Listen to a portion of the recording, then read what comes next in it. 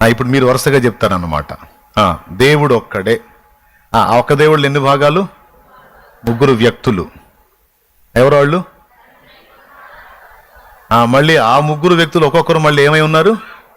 కోటాను కోట్ల భాగములుగా ఉన్నారు. అందుకే పరిశుద్ధాత్ముడు సమీపించడానికి తేజస్సులో ఉండగలడు, సింహాసనం దగ్గర ప్రజ్వలించుచున్న దీపములుగా ఉండగలడు. అలాగే ఈరోజు నీతో నాతో ఉండగలడు, సంఘముతో ఉండగలడు, పర్సనల్గా నువ్వు వెళ్ళి మోకాళ్ళేస్తే నీతో ఉండగలడు. కోటి మంది మోకాళ్ళేస్తే పరిశుద్ధాత్ముడు కోటి మందితో ఉంటాడు, యేసయ్య కోటి మందితో ఉంటాడు, తండ్రి కోటి మందితో ఉంటాడు. ఒక్కడే కోటి మందితో అంటే మనకంటే కుదరదు, దేవుడికి కూడా కుదరదా? మన వెరిమోకాలు వేసుకొని మనలాగా దేవుడిని ఆలోచిస్తే ఎట్లా సాధ్యమా? మనోళ్ళు మనుషులను తయారు చేద్దాం, రోబోలు తయారు చేస్తున్నారు, అవునా?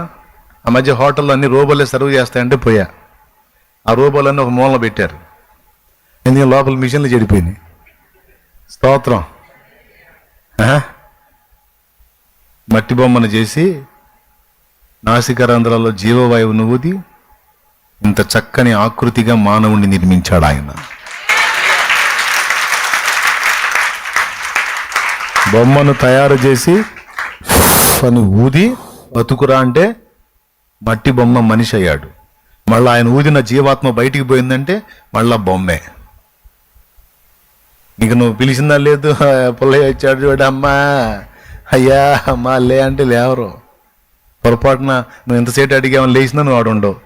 దేవునికి స్తోత్రం కలుగును కాక. హల్లెలూయా. తుపాకి కూడా దొరకవు, మనుషులు తొక్కుంటా పరిగెత్తుతావు. కొంతమంది ఏం చేద్దాం పాప వాళ్ళ బాధ వాళ్ళది, పక్కన కూర్చొని అయ్యా అదిగో అయ్యా సుబ్బారావు చల్లేయ్యా వెంకట్రావు చల్లేయ్యా ఏది నీ గోళం లేచాడు అనుకో.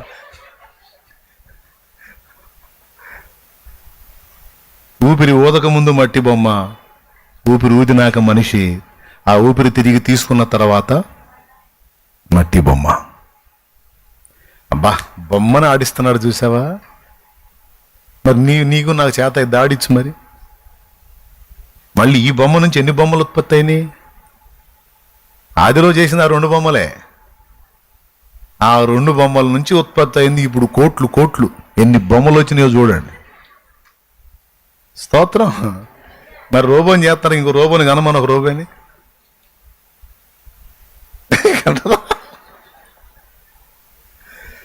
ఈడెన్ని తిప్పలు పడి కనిపెట్టినా దేవుడంత పనోడు నరుడు ఎప్పటికీ కాడు. కాబట్టి ఎప్పుడైనా మనిషి తనలాగా దేవుణ్ణి ఊహించకూడదు, ఆలోచించకూడదు. దేవుడు నాలాగే ఉంటాడు ఇలాగే అని నీలాగా నాలాగా దేవుణ్ణి ఊహించొద్దు. నీకంటే భిన్నంగా ఉన్నాడు ఆయన. నీకు లేని చాలా సౌకర్యాలు దేవునికి ఉన్నాయి, ఇది గుర్తుపెట్టుకో.